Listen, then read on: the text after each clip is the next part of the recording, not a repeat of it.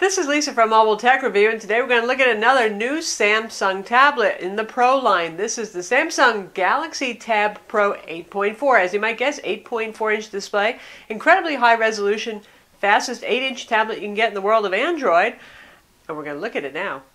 So here it is, Samsung's new small Pro line tablet, the Samsung Galaxy Tab Pro 8.4. It wouldn't be Samsung if they didn't get a whole lot of words in any product name right there. So, 8.4-inch display, 2560 by 1600 resolution. That is phenomenally high pixel density there. That's the same resolution you'll get on the Note 10.1 tablet and even the Note Pro 12.2-inch tablet. So, does it look sharp? Boy, does it look sharp. And we'll show you an example. It's a magazine soon, because that's really something where everything's kind of tiny. It's usually hard to read. But anyway, rundown of it. Beautiful, thin. You expect that from Samsung. They're really good at making a device that's thin. And yes, it's made of plastic as ever. And we have the faux leather, pleather, whatever you want to call it, plastic back here. Grippier than ever. It looks nice, you know. I've given Samsung a hard time for their glossy, shiny plastics. They've addressed it with this. It looks nice enough to me. Feels nice. It's rigid. It doesn't look cheap in any way whatsoever. And it's not cheap. This is $399 for the Wi-Fi only version with 16 gigs of storage. You can also get it with 32 gigs of storage. And who knows, there'll probably be a 4G LTE version at some point. Samsung has not announced that yet. Inside we have Qualcomm Snapdragon 800 quad-core CPU, 2.26 gigahertz. We've seen that on flagship phones. So far it's not made it to many Android tablets, so that makes this one of the fastest Android tablets that you can actually buy. A lot of speed in here, so that's pretty compelling. So if you're saying, well, gosh, I think it's kind of expensive, well, you're also getting a lot of nice stuff in here, aren't you? You know, you can get tablets for less money, but you're not going to get that display, that CPU, so on, and all of Samsung's custom software will go into. So 8-megapixel camera on the back with an LED flash, pretty much like all the 8-megapixel cameras that Samsung makes in terms of quality. It's not bad, it's not absolute perfection either. A lot of software features, we'll show that to you. On the top right here, our combo headphone mic jack. Micro SD card slot right here, yay, expandable storage. That's something it has against the Nexus tablet, since Google doesn't like expandable storage. And yes, you can put apps to SD card because Samsung has hacked Android to bring that feature back. Stereo speakers on the bottom. We would still love to see these speakers being one on each end. One on this end, one on this end for a little stereo separation when you're holding it in landscape mode, which you probably would be doing when you're watching a video. Oh well, you don't get that here. USB 2.0 port here. We don't get the 3.0 port that we see on the Note Pro 12.2. or on the Galaxy Note 3 for that matter. All it does is speed up transfers if you're copying stuff from your PC to the device anyways. It's not the most important thing. IR window right here. This is for the AV remote control. It's an IR blaster, so you can control your home theater gear using Samsung's Watch On program. Volume controls, your power button, all the normal stuff. On the front we have a 2-megapixel camera above the display. The usual Samsung new AG sounds that it makes, and here at the bottom you can see physical home button, clicky movie kind of home button, and capacitive buttons for back and for multitasking. No, not a menu button, it's the multitasking button. As you can see, they light up for a minute. It's backlit and you can control the duration. Obviously, portrait and landscape mode available on the home screen here. This runs Android 4.4 KitKat, latest version of the operating system, with the latest version of Samsung software, which they were referring to as their magazine UX. UX stands for user experience. So we get a big old traditional Android widget here. It has the clock, it has the weather, you can track stocks, you can see your calendar appointments. It's certainly the most improved ever home screen widget I've ever seen. And we have the magazine UX right here. Like, so I've just added a Samsung Watch On widget, for example.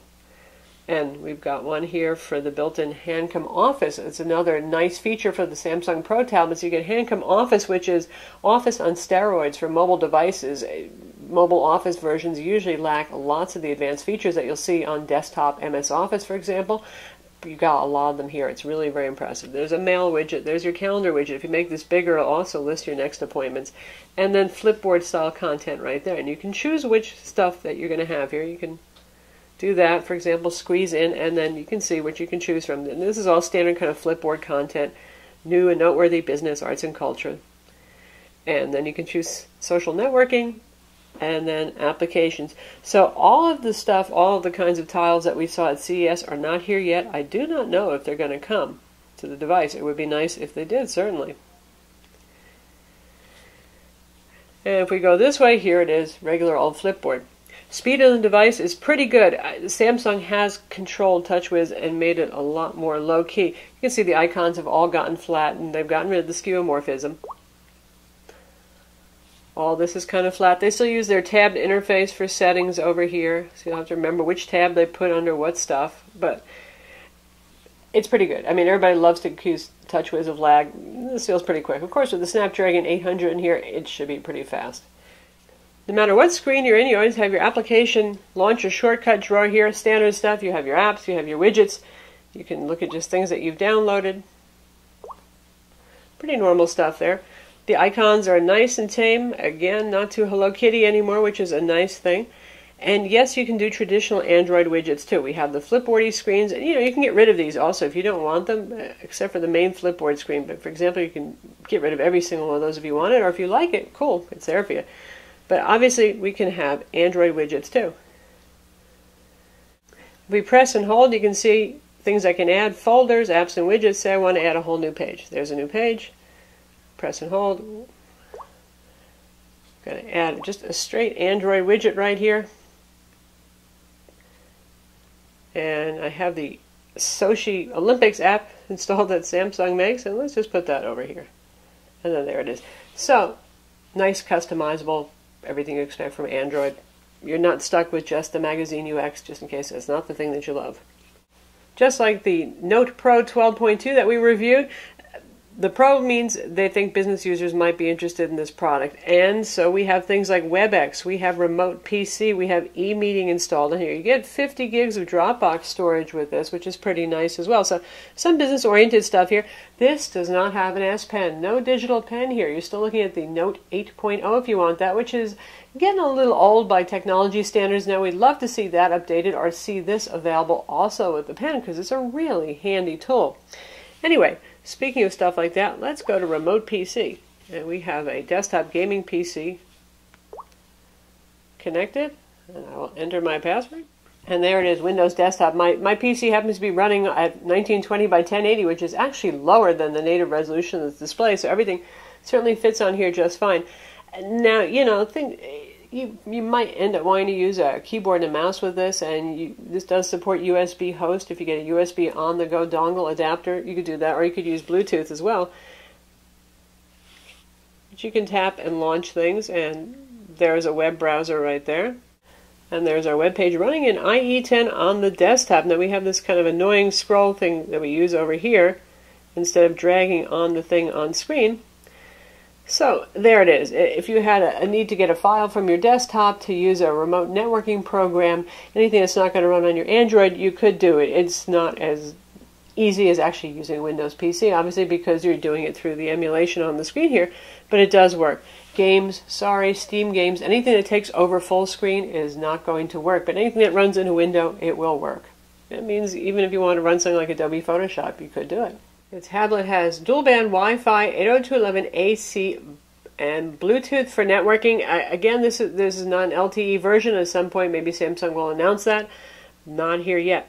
You get both the Internet WebKit web browser on here and Google Chrome. Of course, you can install the web browser of your choice. Adobe Flash Player, no more for Android. If you want to sideload it and use it with something like Boat Browser, you can go ahead and do that, but not pre-installed on the device.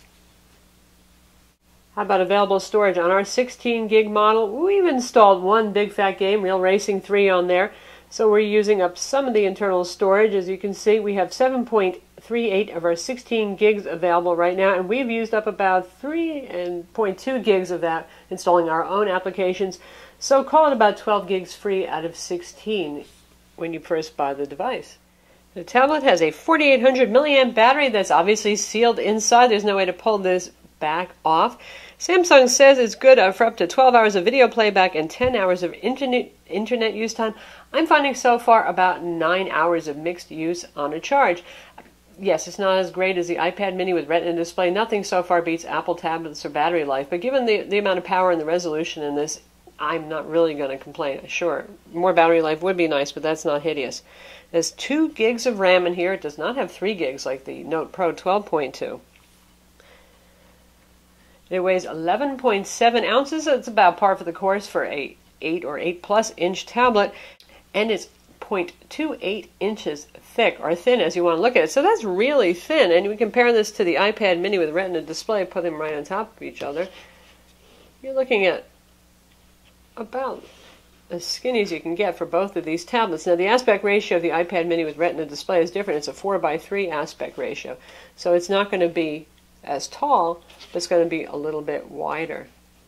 So you can see the difference there. The iPad mini is actually a little bit taller in this angle over here, but other than the difference in the aspect ratio, pretty much the same thing. And here we have it with the LG G Pad 8.3. As you would guess, 8.3 inch versus 8.4 inch display.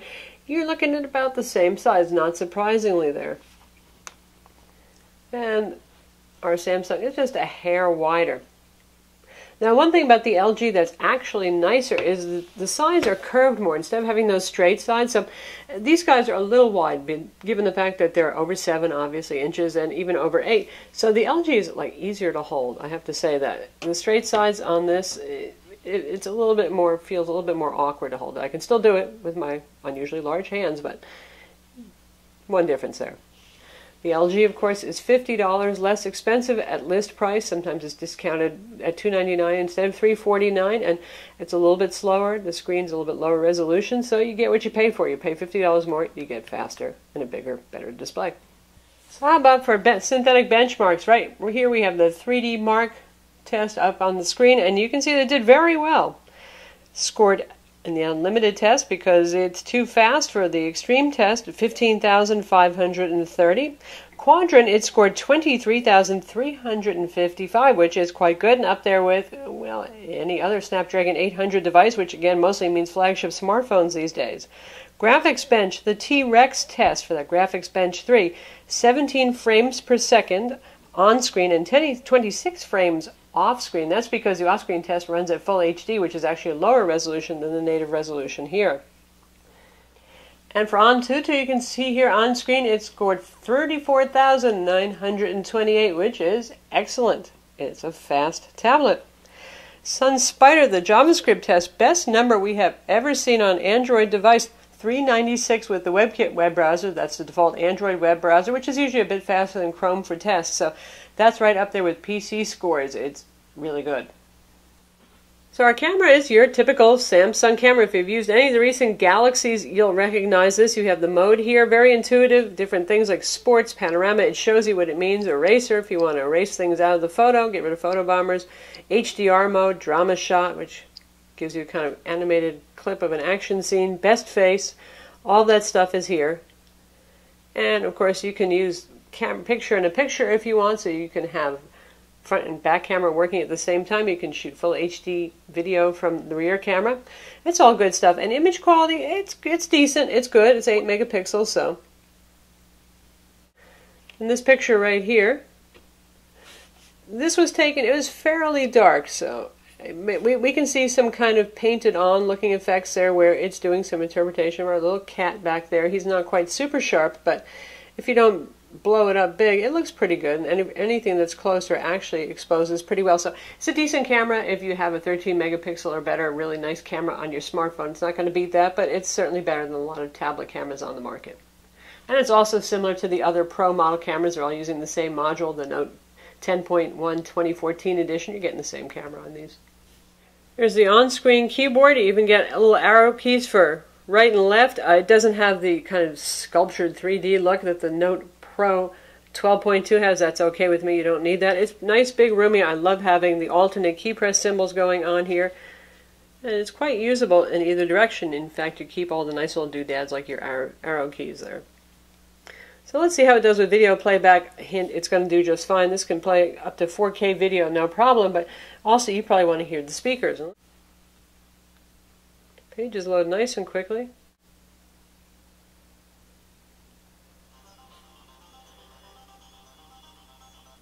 From Mobile Tech Review, and today we're going to look at the something media volume kind of needs to go up. Lately, There we go. A whole lot of Windows Windows products. Much a lot better. of manufacturers are trying out Windows tablets this year.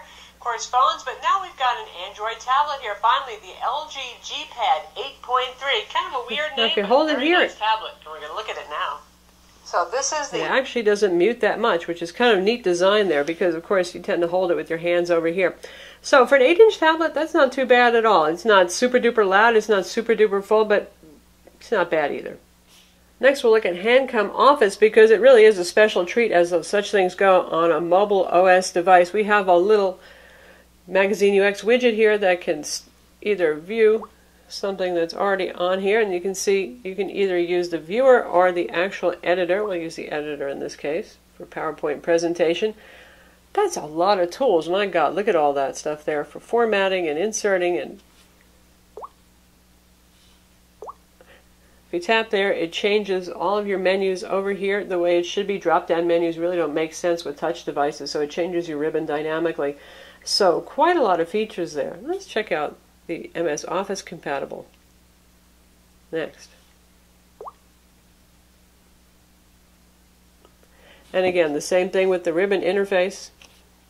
More fun if you have a Bluetooth keyboard clearly for serious data entry. So in the edit menu, all sorts of formatting styles, insertion, pictures, clip art, camera, freehand drawing. There's just a lot of stuff here. It's very, very capable, and it handles Office documents that I brought over from my PC very well. So nice job here for those of you who need more serious Office capabilities. It's definitely here in Handcom. Best thing you can ever find on mobile OS for now. And now to test out gaming, we'll use Real Racing 3. It's really nice looking screen. Very high resolution, very sharp.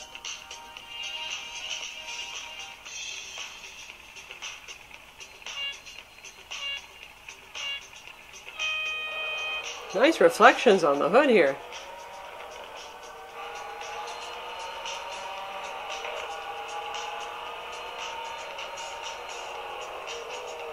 And we'll bump our way through the Camry Solaris. Very smooth, really, really nice. Very easy to play. It really makes a difference when you have a fast device how much easier this game is to play. A little slower on the curve there. Picking up. Plays great, looks great. It may be a pro device, but believe me, if you want to use this for gaming, it's great.